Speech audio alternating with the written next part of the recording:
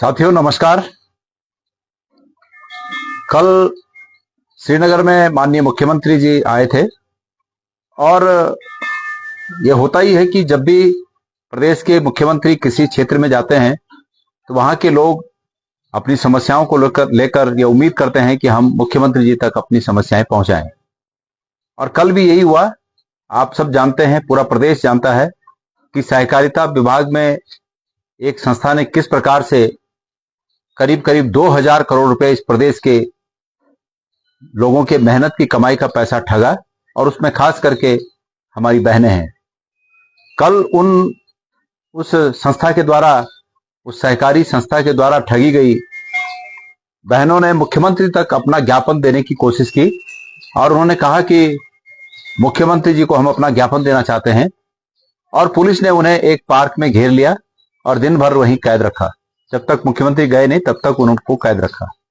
इसके परिणाम स्वरूप वो धरने पर बैठे और नेशनल हाईवे जाम उन्होंने किया, जो कि एक लोकतांत्रिक उनका हक है। उस हक के लिए उन्होंने लड़ाई लड़ी।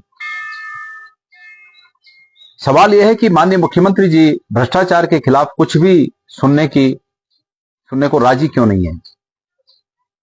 ये भी एक भ्रष्टाचार है और निश्चित रूप में सरकार में बैठे हुए लोगों के द्वारा जनित भ्रष्टाचार है। LUCC ऐसा ही एक भ्रष्टाचार है। सब जानते हैं कि पहले धन सिंह रावत जी जो सहकारिता मंत्री हैं, उन्होंने पहले ये कहा कि ये कांग्रेस की उपज है। कांग्रेस के समय में संस्था रजिस्टर्ड हुई। सबसे पहले तो उन्होंने कहा कि ये उत्तराखंड में रजिस्टर्ड ही नहीं है ये संस्था। फिर उन्होंने कहा कि ये कांग्रेस के समय में रजिस्टर्ड है। लेकिन धीरे धीरे जब परतें खुलने लगी तो तब पता चला कि उन्हीं के कार्यकाल में ये सब घपला घोटाला उन्हीं के कार्यकाल में हुआ। और उन्होंने फिर ये भी कहा, उन्होंने थोड़ा उसमें अपना मुंह खोला और मुंह खोलते ही उन्होंने ये कहा कि 2022 में जब वो दोबारा मंत्री बने तो उन्हें इस बारे में पता चला और उन्होंने इसके लिए केंद्र को लिखा कि ये यहाँ पर गलत हो रहा है। उनसे प्रश्न ये बनता है कि भाई उन्होंने अगर ये लिखा कि गलत हो रहा है तो उस गलत को रोकने के लिए वो तो स्वयं में मंत्री थे। उत्तराखंड सरकार अपने आप में सक्षम है। उत्तराखंड सरकार के पास ऐसी शक्तियां निहित हैं कि वो अपने राज्य में हो रहे किसी गलत काम को तत्काल प्रभाव से रोके। मंत्री जी पर यह प्रश्न बनता है कि आपने रोका क्यों नहीं। और आज जब लूटे पिटे लोग मुख्यमंत्री जी को जांच का ज्ञापन दे रहे हैं, मुख्यमंत्री जी से गुहार लगा रहे हैं कि हमें न्याय दो, ऐसे में उनको घेरे रखना और उनका ज्ञापन तक न लेना, ये तानाशाही प्रवृत्ति का द्योतक है। माननीय मुख्यमंत्री जी, आपसे ऐसी उम्मीद नहीं की जाती कि आप कहीं दौरे पर जाएं और वहां के लोग अपनी समस्याओं का ज्ञापन आपको देना चाहें और आप उस ज्ञापन को लेने के लिए भी मना करें, उल्टे उन लोगों को कैद कर दें किसी पार्क में। ये बिल्कुल लोकतांत्रिक रूप में स्वीकार्य नहीं है। लोकतंत्र में ऐसा सब स्वीकार्य नहीं है।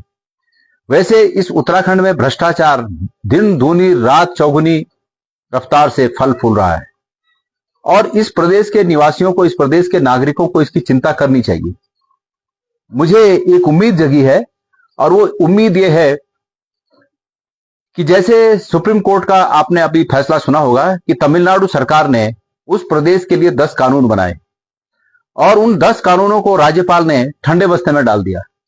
राज्यपाल के पास ये शक्तियां होती हैं कि वो प्रदेश के हित में बनने वाले कानून को पास करें, विधानसभा से जो पास होकर आ जाता है उसको अपनी स्वीकृति दें और अगर उन्हें कोई आपत्ति है तो उस आपत्ति के साथ उसको लौटाएं कि इन आपत्तियों का आप निराकरण करिए।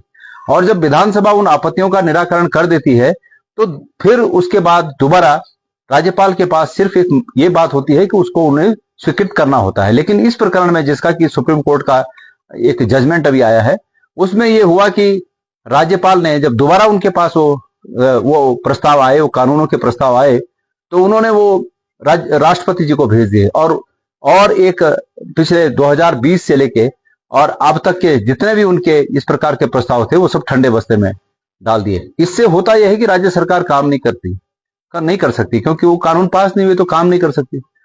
तो राज्यपालों की भूमिका को सुप्रीम कोर्ट ने संदिग्ध माना, वायस्ड माना, एक पक्षीय माना और ये माना कि ये जानबूझकर अड़ंगे लगाने वाला प्रकरण है। और ऐसे में सुप्रीम कोर्ट ने कहा कि हम यहीं से इसको स्वीकृत करते हैं, इन प्रस्तावों को यहीं से स्वीकृत करते हैं और ये कानून का स्वरूप लेते हैं। मुझे उम्मीद ये जगी है उत्तराखंड के परिप्रेक्ष्य में कि हमारी जब सरकार थी, उत्तराखंड की सरकार थी, हरीश रावत जी मुख्यमंत्री थे, उस समय हमने उत्तराखंड में भ्रष्टाचार को समाप्त करने के लिए या भ्रष्टाचार को कम करने के लिए, कम हो सके, उस पर कंट्रोल किया जा सके भ्रष्टाचार पर, उसके लिए हमने लोकपाल का जो विधेयक था वो पास किया था। मैं भी उस समय विधायक था। हमने वो लोकपाल विधेयक पास करके महामहिम राज्यपाल को भेजा, लेकिन तब से और अब तक पिछले 8-9 सालों में वो विधेयक माननीय महामहिम श्री राज्यपाल जी के पास पड़ा हुआ है।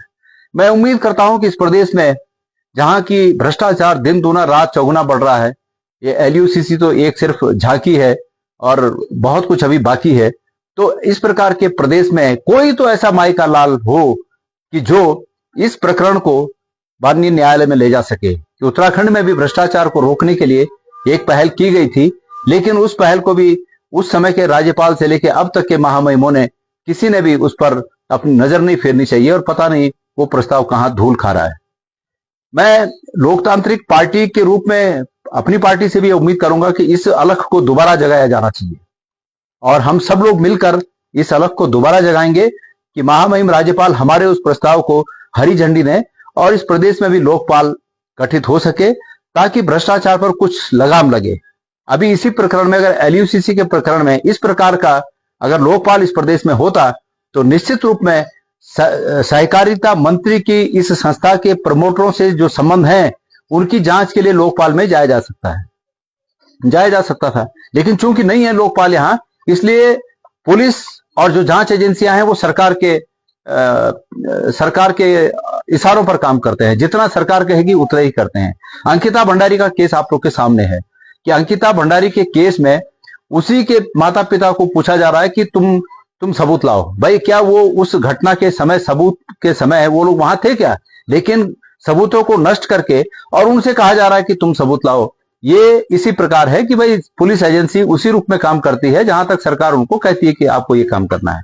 इसलिए मेरा ये मानना है कि कोई तो यहाँ ऐसा माई का लाल इस प्रदेश में हो कि जो PIL के रूप में इस केस को माननीय न्यायालय में दायर करे, और माननीय न्यायालय सुप्रीम कोर्ट के जो दिशा निर्देश इस तमिलनाडु सरकार बनाम गवर्नर जो केस है, उसमें जो दिशा निर्देश जारी हुए हैं, उन दिशा निर्देशों के आलोक में उत्तराखंड में भी ये आदेश हाईकोर्ट जारी करें कि जो प्रस्ताव लोकपाल को गठित करने का उस समय की सरकार ने प्रस्तुत किया था और आज तक जो महामहिम राज्यपाल ने अपने पास रोके रखा है, उसको स्वीकृत किया जाए और इस प्रदेश में भी लोकपाल गठित हो, ताकि लोग भ्रष्टाचार की शिकायत अगर सरकार से करते हैं और सरकार उस पर एक्शन नहीं लेती, तो लोकपाल उस पर एक्शन ले सके। मैं ऐसी उम्मीद करता हूं यहां भी कोई हो, और लोकतांत्रिक पार्टी के रूप में हम लोग भी इसको कोशिश करेंगे कि इस अलख को दोबारा जगाया जाए। धन्यवाद।